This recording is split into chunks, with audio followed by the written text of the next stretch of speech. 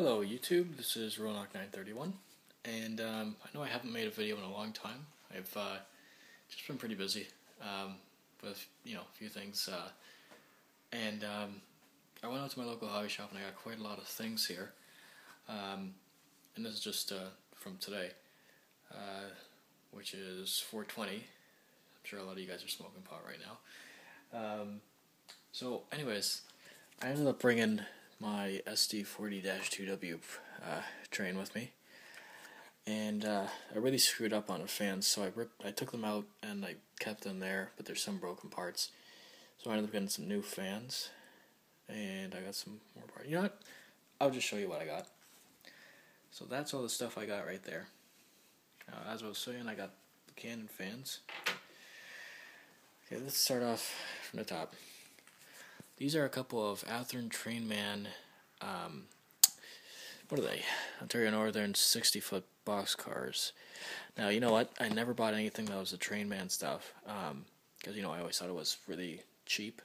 But I got these for $20, and the detail on them honestly, it's not too bad. Overall, it's not that bad. Like, I think TSG Multimedia, I think they threw some detail parts on some of these, and they looked really good. And just for consideration, these ones here end up selling fast, which is why I got these. There was only 2 pairs of these, so I paid $20 each for them. And I'm going to take one out of the box. That's tight. With one hand. Shake, shake, shake, shake, shake. Sorry for the shakiness. So, there we go. So I got them 7833 and that one's 7841. I think it might be the only 2 road numbers.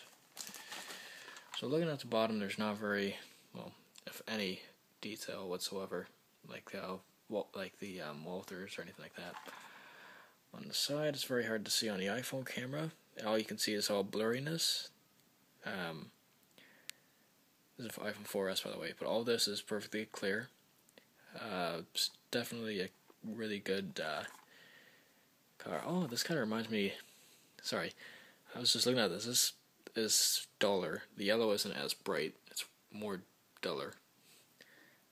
That's really dull, by the way. I'll tell you about that later. Actually, looking at the side, it kind of reminds me of the Gunderson High Cube, except it's not a High Cube. What else can I tell you about? Sorry. Unfortunately, these are molded. These here are molded into the plastic, which is a bit of a bummer. But I'm not going to do too much to it. Sorry, I keep on forgetting. I'm looking at the model and not through the camera. Sorry. These are, like I said, these are molded in plastic. These are molded, unfortunately. But you know what? Once I get some weathering done to it and add a few detail parts, it's going to be pretty good. Like the wheel there is completely separately applied. It doesn't have that etched metal stand thing on it. But overall, I'm sure this is, I'll make this a really good looking model with just a little bit of time and some weathering. I don't know. It's good enough for me. I don't cheap out normally, but it's good enough. $20, what the hell. And these are the first things I ever had that was Ontario Northland, even though I'm a CN modeler. So I'm going to put this one right here. So when I went there, I got a few things. Now, this looking model does not have the snow shades, so I got these miniatures by Eric. They're brass. I never worked with brass before in my life, but what I was told was to prime it and paint it. Simple enough. So these are going to be on the side there. Another thing I got for there is because I don't have any windows on the side, normally I would just use clear styrene, so I ended up getting this here by engineering. What this is a 0.005 thick plate glass, 8.5 by 170. There's 4 pieces of glass in here. Sorry, I had to bring it up closer either. There's 4 pieces of glass in this little thing. All you see is a little case and a cotton ball, but believe me, there's apparently glass in here. The next thing I have to figure out is how to cut it. So that's going to be the next thing. Another thing I ended up getting, we'll move over here, is I ended up getting fiber optic tubing. And along with the fiber optic tubing, I ended up getting these from my local hobby shop, and these are like the micro engineering surface mount LEDs. They're micro. They're extremely small. And you know what? I didn't want to spend all this money and get all the crap to do it yourself. So for $6.99, fairly reasonable. I picked up 3 pairs, so each one has 2. And why did I pick up that in the fiber optics? Well, the consist lighting there, these little things here you would normally see on the CN, the CN, CP, what else? BC Rail, and other Ontario Northern locomotives. Back in the 70s, these classification lights, I might have called them MU lights earlier, but they're actually classification lights. I drove through them, and I'm going to light them up with the fiber optics. And that's something different. I haven't seen anybody actually do that. And so it's going to be the red, white, and green. And right now, I took the decoder out, and all that's in there is a motor. Nothing's hooked up right now, so I already spent $100 and something bucks. So once that's all wired in and everything, then I'll look into another decoder. What else did I get for it? Since I still had those parts right there, I ended up getting another pack of these Canon & Company fans. I figured I could probably salvage a couple fans for the dynamic fans, but I knew these ones were shot. So, oh shit, did I get the right size? Yeah, I did. Thank God. Holy crap, I just shit a brick there. Not really, but you know.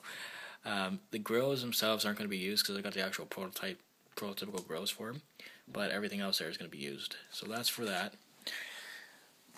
This is for that, and these are for that, and this is for that, and this is for that. Fuck, a lot of parts for that one engine, eh? And yes, I said A because I'm Canadian. Deal with it. Another thing I ended up getting, the only one left, was this EMD Spartan cab interior kit. Fits Canon 1501 and 1502 cab kits and other manufacturers' second generation cabs. Reason I got this? Oh, wait a minute. It's for that. Yeah, so I got this, and I'm going to put it together and hope to God it fits in there. But if it doesn't, then I'll have to do some modification. And I'm very happy I got that. It was the last one left. And the last thing I got, not only for this locomotive, but for over there, my SD70M-2, is I got these HO scale figures by, I have no idea, where are they by? These probably limited. Sorry, it's labeled with the price of it. Wow, this camera sucks ass. iPhone, like fucking Apple, do better on your cameras, Jesus. Yeah, so include 8 figures there. That's what I got for that, and I'm going to be working on that very soon.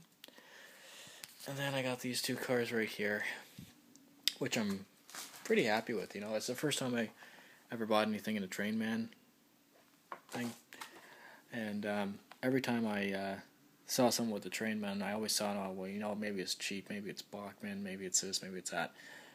You know what, they're pretty decent. There's only a couple parts on it that I would add on to it, and, you know, that would be good enough for me. Because, you know, put it this way, I'm not going to spend $60 or $40 or something on a detailed Walther or something like that. Walther's,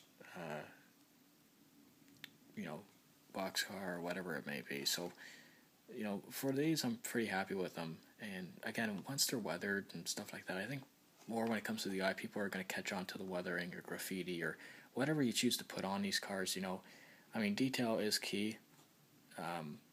But you know, honestly, I couldn't see someone when a train's rolling by to look at every single individual car and pick out what's good and what's not.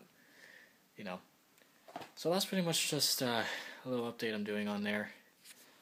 And you know what? I know it's you know, it's not much. Well, it is quite a lot, all those parts and everything. But pretty soon I'll be constructing my layout. I'm probably going to get started probably about a month or so. I just got to figure out in my house where to put it and how big I want to do it, because I got to do a switching layout. And one thing I forgot to mention as well is my board in my Athearn Genesis GB38-2W is currently, well, I'm going to be sending it to Athearn soon, because it was the first run and there was a problem with it or whatnot. And so hopefully I'll get that done. And once that's all done, perhaps I'm going to get it weathered. But from the prototype that it is, 4809, I haven't found or even know anybody who can weather something either exact or extremely close to exact of what CN 4809 looks like today for 2013. The pictures I've seen on railpictures.net it's extremely weathered, and I think there's only one person I know that can probably pull it off, and you guys all know him, and he's been a great help for me as well as many of you. His name is Al Mayo, and you can look him up at his what do you call it there? His channel, Monster Railroad. And just look at all the stuff that he weathers and all the tips that he gives to people. It's absolutely fantastic, the talent that guy has. And, you know, it's the great thing I really like about his models too is